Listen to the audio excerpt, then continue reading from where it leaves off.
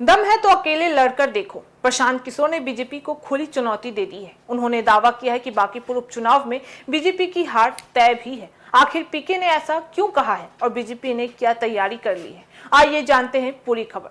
नमस्कार, मैं फरीदा गजर। इस वक्त आप जुड़े हुए एक न्यूज 24 के साथ। देखिए, बिहार की राजनीति में इन दिनों बांकीपुर विधानसभा उपचुनाव को लेकर बयानबाजी तेज हो चुकी है। बता दें कि जन स्वराज के संस्थापक और बांकीपुर से उम्मीदवार प्रशांत किशोर ने भारतीय जनता पार्टी पर तीखा हमला भी बोल दिया है। बता दें कि एक जनसभा और पद यात्रा के दौरान उन्होंने बीजेपी को सीधी चुनौती देते हुए कहा है कि अगर पार्टी में इतना दम है तो वह अकेले चुनाव लड़कर दिखा दे। प्रशांत किशोर का यह बयान उस समय सामने आया है जब उन्हें चुनाव प्रचार के दौरान कुछ नेताओं द्वारा बहरूपिया कहकर निशाना भी बनाया गया था। इसी पर जवाब देते हुए उन्होंने कहा है कि बोलने पर कोई रोक नहीं सकता है, लेकिन अगर ताकत का इतना ही भरोसा है तो अकेले मैदान में उतरकर चुनाव लड़कर दिखा दीजिए। प्रशांत किशोर ने दावा भी किया है कि बांकीपुर उपचुनाव में बीजेपी हार के डर से पूरी ताकत झोंक भी रही है। उनके मुताबिक पूरे बिहार से करीब 6000 भाजपा कार्यकर्ताओं को चुनाव प्रचार में लगाया भी गया है।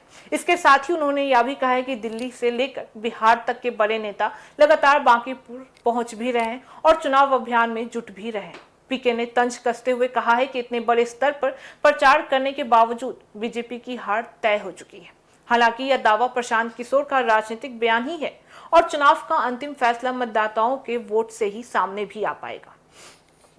बता दें कि मीठापुर में आयोजित पदयात्रा और जनसंवाद कार्यक्रम के दौरान प्रशांत किशोर ने कहा है कि पहले जिन इलाकों में वार्ड प्रसाद तक नहीं पहुंचते थे, वहां आज केंद्रीय मंत्री वोट मांगने आ भी रहे। उनके मुताबिक यह जनता की जागरूकता का परिणाम भी है। इसके साथ ही उन्होंने लोगों से अपील करते हुए कहा है कि डर या दबाव में नहीं, बल्कि अपने विवेक से वोट भी दे। उन्होंने यह भी कहा है कि लोकतंत्र में जनता सबसे बड़ी ताकत भी होती है और जब जनता जागती है तो मंत्री, विधायक और सांसद सभी को जनता के बीच आना ही पड़ता भी है। बता दें कि वहीं दूसरी ओर भारतीय जनता पार्टी यानी बीजेपी भी इस उपचुनाव को लेकर पूरी तैयारी में जुट चुकी है। पार्टी के प्रदेश अध्यक्ष और सांसद नितिन नवीन ने पटना के दौरे के दौरान बांकीपुर विधानसभा क्षेत्र के वरिष्ठ नेताओं, महिला मोर्चा, युवा मोर्चा, मंडल अध्यक्षों की वार्ड प्रसादों के साथ बैठक भी की है। इस बैठक में चुनावी रणनीति पर चर्चा भी की गई है और कार्यकर्ताओं को जीत सुनिश्चित करने के लिए जरूरी दिशा निर्देश भी दे दिए हैं।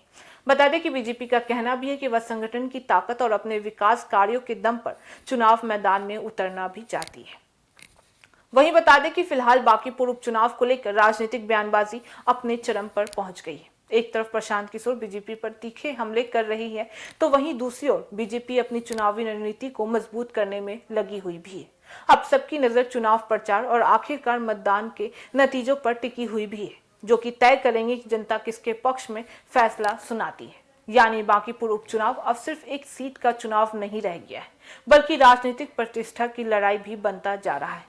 आने वाले दिनों में आरोप प्रत्यारोप और भी तेज भी हो सकते हैं, लेकिन अंतिम फैसला जनता के वोट से ही सामने आ पाएगा। आपकी राय में बांकीपुर उपचुनाव में किस मुद्दों का सबसे ज्यादा असर पड़ने वाला है? विकास, संगठन या नेताओं की बयानबाजी का? अपनी राय हमें कमेंट में जरूर बताइएगा। तो फिलहाल इस खबर में बस इतना ही। बाकी ऐसी तमाम खबरों के लिए देखते रहिए न्यूज 24।